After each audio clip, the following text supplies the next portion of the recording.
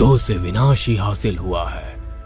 मनुष्य बेशक दुनिया का सबसे बुद्धिमान और ताकतवर जीव है, किंतु हर बार उसका अध्ययन और अनुमान सटीक बैठे ऐसा जरूरी तो नहीं।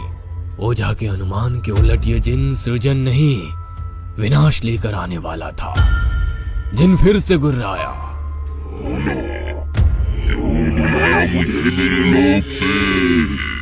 मामा जल्दी घर चलो।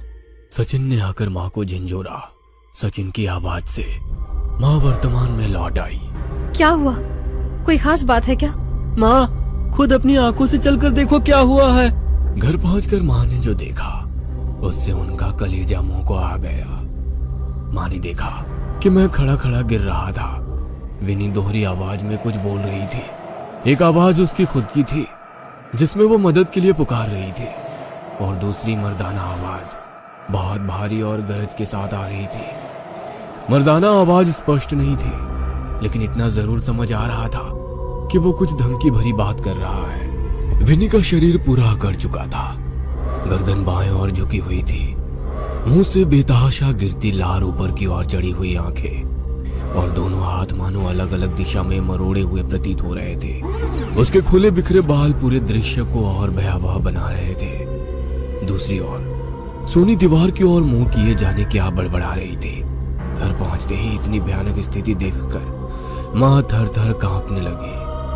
हाथ जोड़कर विनी और सोनी को छोड़ देने की गुहार करने लगी। माँ को देखकर सोनी भी गुस्से में माँ की ओर ही घूरने लगी।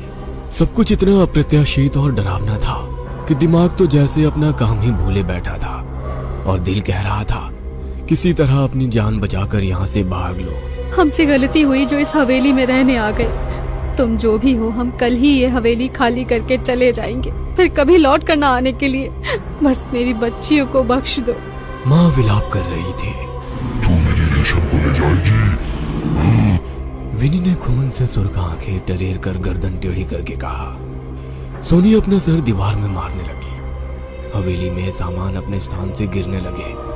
भवन के जर्जर पड़े भाग में एक हिस्से की छत गिरने की आवाज से हम सभी की चीख निकल गई। उधर वो जोर जोर से अट्टहास कर रही थी। हम सभी के क्रोने पीटने के बीच जाने कब अम्मा भी आकर हमारे पीछे खड़ी हो गई, हमें पता ही नहीं चला। अम्मा ने उर्दू में कुछ लफ्ज फुसफुसाए और सोनी के सर पर हाथ रख दिया। सोनी का शरीर तुरंत जिन के कब्जे से मुक्त हो गया। अम्मा के मंत्र की ध्वनि सुनकर विनी कानों पर हाथ लगाए वहां से अपने कमरे की ओर दौड़ पड़ी। हवेली में उठ रहा तूफान भी शांत हो गया। हम सभी एक दूसरे को गले लगाकर